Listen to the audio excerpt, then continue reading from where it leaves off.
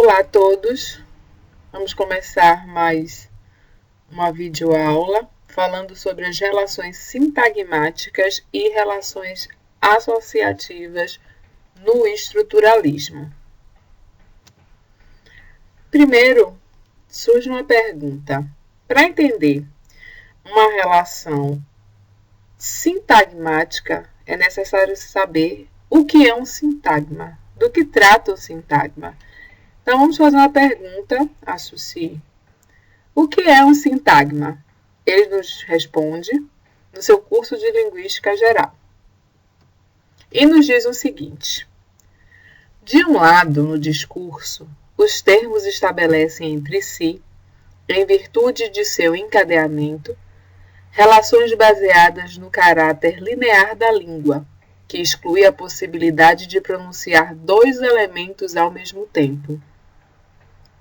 Estes se alinham um após o outro na cadeia da fala. Tais combinações, que se apoiam na extensão, podem ser chamadas de sintagmas. O sintagma se compõe sempre de duas ou mais unidades consecutivas. Por exemplo, reler, contra todos, a vida humana, Deus é bom. Se fizer bom tempo, sairemos. Colocado num sintagma, um termo só adquire seu valor porque se opõe ao que o precede, ou ao que o segue, ou a ambos. Prestemos atenção justamente nessa parte do texto retirado do curso de Linguística Geral. A parte é a seguinte. Tais combinações que se apoiam na extensão podem ser chamadas de sintagmas. Então, sintagmas são essas combinações existentes dentro de um contexto discursivo. Então, por exemplo, nós temos aqui uma frase. Há duas espécies de livros. Uns que os leitores esgotam, outros que esgotam os leitores. Essa frase é de Mário Quintana. E a gente percebe, logo de início, o princípio da linearidade.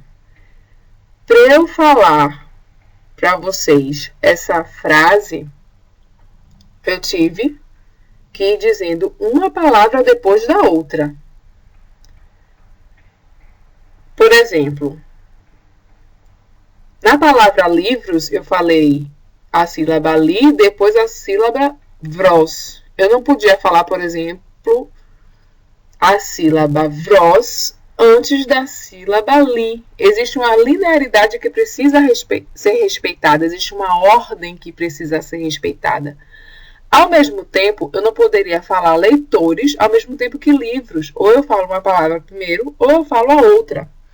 De toda forma, nós percebemos nessa frase que existem vários termos linguísticos combinados que só adquirem valor a partir do momento que eles estão dentro de um contexto discursivo. Não é? Então, respeitando a linearidade, nós temos o conceito de sintagma. Então, vários termos linguísticos eles adquirem o status de sintagma a partir do momento que estão dispostos num contexto discursivo, se relacionando dentro desse contexto. Então, segundo Suci, a noção de sintagma se aplica não só às palavras, mas aos grupos de palavras, às unidades complexas de toda dimensão e de toda espécie. Por exemplo, palavras compostas, derivadas, membros de frase, frases inteiras. A gente percebe como é amplo o conceito de sintagma. Só que existem também outros tipos de relações dentro da língua. A outra relação que isso se nos mostra é a relação associativa.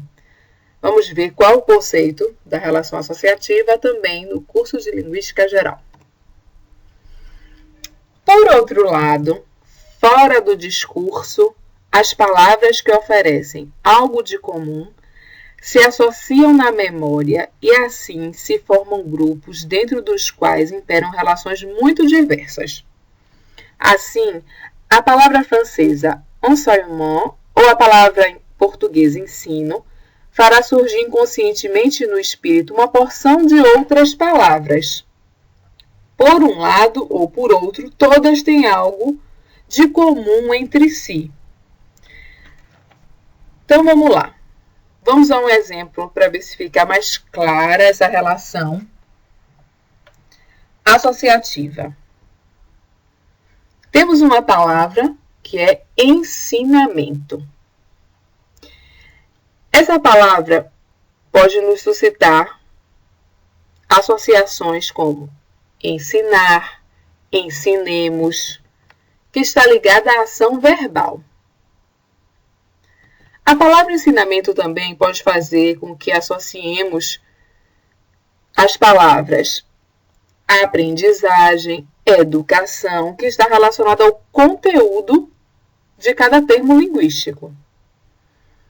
A palavra ensinamento também pode nos suscitar palavras como desfiguramento, armamento, que tem a ver com a constituição de cada termo linguístico, ou seja, a gente percebe que o sufixo é o mesmo. Desfiguramento, armamento, terminados são termos linguísticos terminados em mento.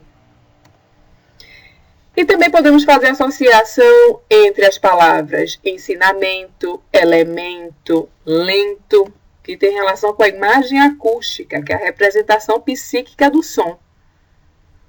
Elemento rima com lento, ou seja, nós temos a sonoridade parecida. Então, a gente percebe que nas relações paradigmáticas, também chamadas de relações associativas, existem associações entre elementos linguísticos armazenados no nosso cérebro. Então, cada usuário da língua vai ter armazenado no cérebro uma série de palavras que são relacionadas. E essas relações vão variando. Por exemplo, elas são relacionadas através da imagem acústica, através do conteúdo, através da ação verbal, através da constituição interna da palavra. Então é isso.